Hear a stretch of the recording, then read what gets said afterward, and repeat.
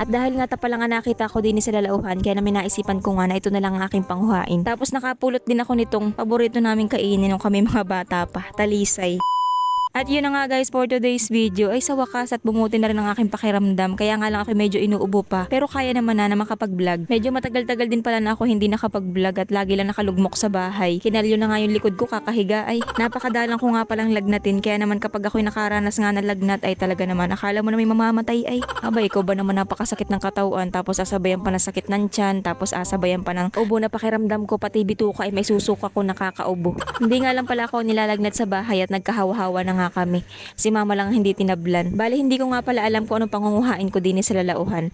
Ay kung ano na lang ang makita ko din sa lalauhan na pwedeng ulamin ay hala, ayun na lang ang aking panguhain. Tulad niyan, si Abong na lang kaya ang ulamin ko. Pero alam nyo, ang balak ko talaga sana ay mamingwit ng talimaras sa tabing ilog. Kaso nga lang ay sobrang init. Parang hindi pa kaya ng power ko magpainit ng sobra. Dini kasi sa lalauhan ay kahit mainit ay hindi naman masyado at gawa ng mga puno. Pero nagdala nga ako ng pangkawit at saka itak at gawa ng baka may makita ako din ng mga butas-butas ng talimaras o di kaya naman ay butas ng mga bukon o kaya ay katang. Pero naisipan ko na nga rin pala na magtingin dito ng papaitan kung tawagin din sa amin.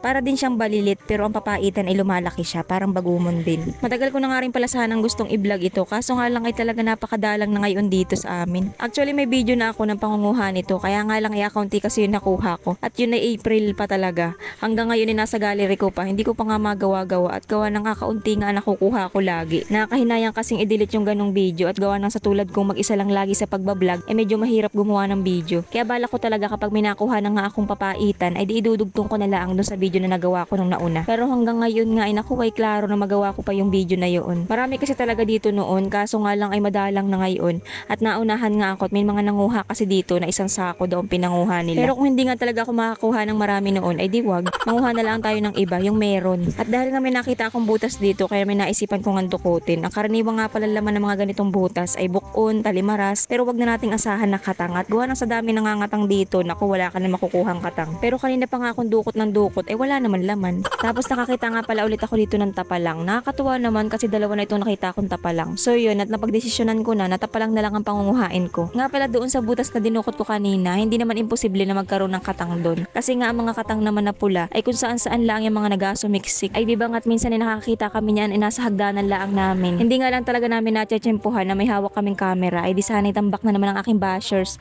Sabihin nilagay ko lang sa hagdanan. Pero hindi naman natin masisisi ang ibang tao kasi hindi pa nila na-experience yun kaya hindi sila naniniwala. Anyway, bakit ba napunta doon ang usapan? So yun na nga, mabalik tayo. Nagumpisa na nga pala akong magkadlis dito para makakuha ako ng tapalang. Medyo mahirap nga lang pala magkadlis dito at gawa ng nasa ugatan. Hindi nga tulad kapag ano daw?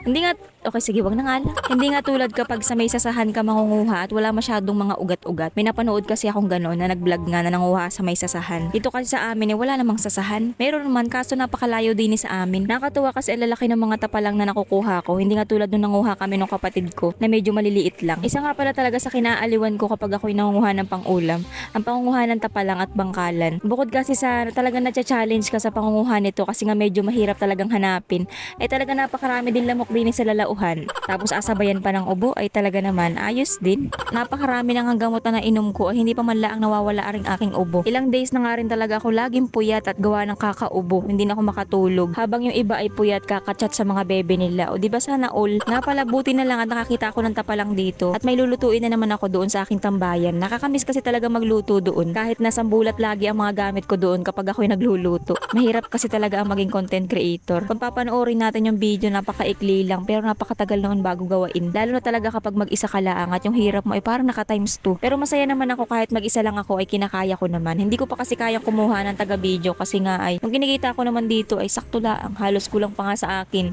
At saka lahat naman ng bagay ay pinaghihirapan. Kahit naman anong trabaho natin ay talagang paghihirapan natin yan. Hindi naman pwede nga nakaupo na lang tayo at maghahintay tayo ng pera na lumapit sa atin. Ano ka, chicks? At saka nakakatuwa kasi maraming nag-i-enjoy sa mga video na ginagawa ko. Isa talaga yun sa mga nakakasipag sa pagbablog. Marami pong salamat sa 182k dito sa Facebook, 179k sa TikTok at 9k subscribers sa YouTube. Sana ay makasama ko pa rin kayo hanggang sa maubos natin ang seafoods din sa amin at maikwento ko na lahat ng buhay namin dito, pati buhay ng kapitbahay.